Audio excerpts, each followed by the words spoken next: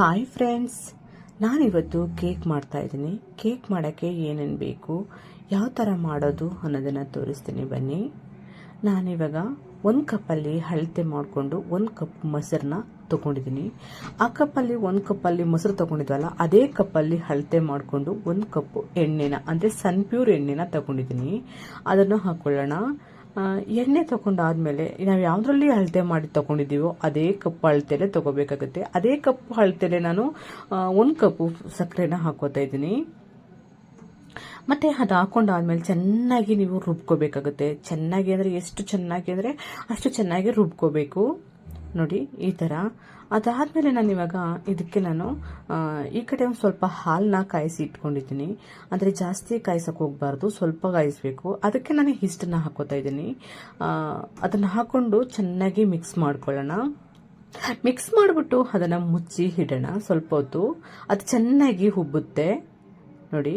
ಈಗ ಅದನ್ನು ಚೆನ್ನಾಗಿ ಮಿಕ್ಸ್ ಮಾಡಾದ್ಮೇಲೆ ಸ್ವಲ್ಪ ಹೊತ್ತು ಮುಚ್ಚಿ ಇಟ್ಬಿಡೋಣ. ಅದಾದಮೇಲೆ ನಾನು ಈ ಕಡೆ ಮತ್ತೆ ರುಬ್ಬಿರೋ ಮಸಾಲಾಗೆ ಅಂದರೆ ನಾವು ರುಬ್ಬಿರೋ ಮಿಶ್ರಣಕ್ಕೆ ರವೆ ಅಂದರೆ ನಾವು ಯಾವ ಕಪ್ಪಲ್ಲಿ ತಗೊಂಡಿದ್ವೋ ಈಗ ಮೊಸರು ಎಲ್ಲನೂ ಅದೇ ಕಪ್ಪಲ್ಲಿ 1 ಕಪ್ಪು ನಾನು ರವೆನ ಹಾಕೋತಾ ಇದ್ದೀನಿ. ಅದನ್ನು ಹಾಕ್ಕೊಂಡು ಚೆನ್ನಾಗಿ ರುಬ್ಕೊಂಡು ಆದಮೇಲೆ ನೋಡಿ ಈ ಥರ ಬರುತ್ತೆ. ನೋಡಿ ಯಾವ ಥರ ಕಾಣಿಸ್ತಾ ಇದೆ ಅಂತ. ಇದನ್ನು ರುಬ್ಬಾಗಿದೆ, ಅಂದರೆ ಅತಿ ನುಣ್ಣಗೆ ರುಬ್ಕೋಬಾರ್ದು. ನೋಡಿ ಎಷ್ಟು ಚೆನ್ನಾಗಿ ಉಬ್ಬಿದೆ ಅಂತ, ತುಂಬ ಚೆನ್ನಾಗಾಗಿದೆ. ನೋಡ್ತಾ ಇದ್ರೆ ನೋಡಿ. ಅದಕ್ಕೆ ನಾನು ಇವಾಗ ನಾವು ಮಿಕ್ಸ್ ಮಾಡಿರೋ ಮಿಕ್ಸ್ನ ನಾವು ಹಾಕೋತಾ ಇದ್ದೀನಿ ಅದರೊಳಗಡೆ. ಅದನ್ನು ಹಾಕ್ಕೊಂಡು ಮಿಕ್ಸ್ ಮಾಡಿಬಿಟ್ಟು ಮತ್ತೆ ಸ್ವಲ್ಪ ಅಂದರೆ ಒಂದು ಅರ್ಧ ಕಪ್ನಷ್ಟು ಮೈದಾ ಹಿಟ್ಟನ್ನು ನಾನು ಮಿಕ್ಸ್ ಮಾಡ್ಕೊತಾ ಇದ್ದೀನಿ.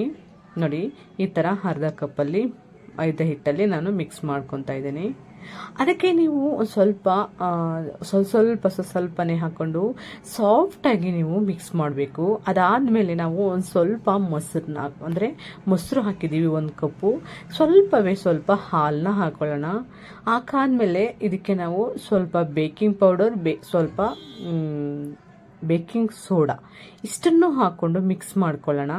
ಅದಾದಮೇಲೆ ನಾನೀಗ ಕೇಕ್ ಟಿನ್ ತಗೊಂಡು ಕೇಕ್ ಟಿನ್ನಾಗೆ ನಾನಿವಾಗ ನೀಟಾಗಿ ಎಲ್ಲ ಕಡೆನೂ ಹಚ್ಕೊತಾ ಇದ್ದೀನಿ, ಅಂದರೆ ಎಣ್ಣೆನ ಹಚ್ತಾ ಇದ್ದೀನಿ. ನಿಮ್ಮ ಹತ್ರ ಬಟರ್ ಪೇಪರ್ ಇಲ್ಲ ಅಂದರೆ ಈ ಥರ ಮಾಡಿ. ಬೈ ಚಾನ್ಸ್ ಬಟರ್ ಪೇಪರ್ ನಿಮ್ಮ ಹತ್ರ ಇದೆ ಅಂದರೆ ಬಟರ್ ಪೇಪರ್ನೇ ಹಾಕೋಬೋದು.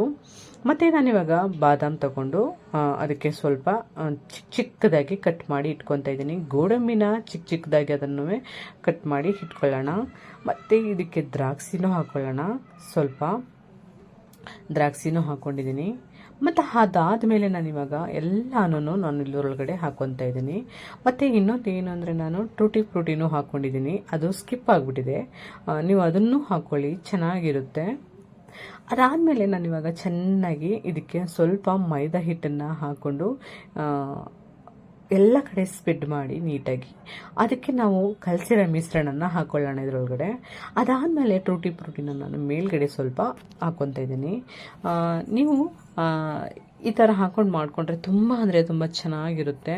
ನೋಡಿ ಎಷ್ಟು ಚೆನ್ನಾಗಿ ಕಾಣಿಸ್ತಾ ಇದೆ ಅಂತ. ಇದನ್ನು ನಾವು ಇವಾಗ ಬೇಯಿಸೋಕ್ಕೆ ಇಟ್ಕೊಳ್ಳೋಣ. ನಾನು ಗ್ಯಾಸನ್ನು ಫಸ್ಟೇ ಆನ್ ಮಾಡಿ ಇಟ್ಟಿದ್ದೀನಿ. ಅಂದರೆ ನಾನು ಮಾಡ್ತಿರೋದು ಇಡ್ಲಿ ಪಾತ್ರೆಯಲ್ಲಿ ಮಾಡ್ತಾಯಿದ್ದೀನಿ. ಹಾಗಾಗಿ ಇಡ್ಲಿ ಪಾತ್ರೆಯಲ್ಲಿ ಸ್ವಲ್ಪ ಚೆನ್ನಾಗಿ ಕಾಯಿಸ್ಬಿಟ್ಟು ಅದನ್ನು ಇಟ್ಟಿದ್ದೀನಿ. ಇವಾಗ ನೋಡಿ ಈ ಥರ ನಾವು ಅಕ್ಕಿ ನೋಡಿದಾಗ ಬೆಂದಿದೆಯೋ ಇಲ್ವೋ ಅನ್ನೋದು ಗೊತ್ತಾಗುತ್ತೆ. ಈಗ ನೋಡಿ ನೀಟಾಗಿ ಬೆಂದಿದೆ. ಈಗ ನಾವು ತೆಗೆದುಕೊಳ್ಳೋಣ.